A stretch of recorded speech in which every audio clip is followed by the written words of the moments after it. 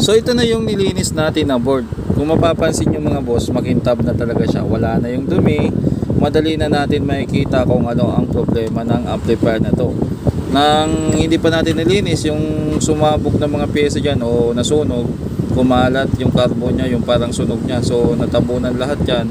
Hindi natin makita kung alin yung okay pa o hindi. So this time, madali na nating makita.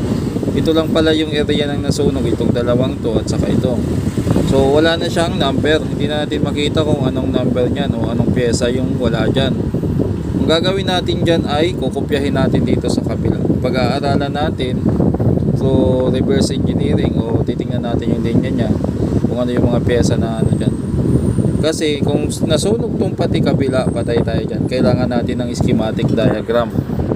So dito, magagawa pa natin yan. Malaki ang chance na ano to. At ang kinalamangan lang ng malinis, talagang ano, maliwala siya gawin. Hindi masyadong ano, kumbaga stress ka na sa ginagawa mo tapos madumi pa yung ginagawa mo. Medyo dagdag pa sa stress level 'yun, di ba?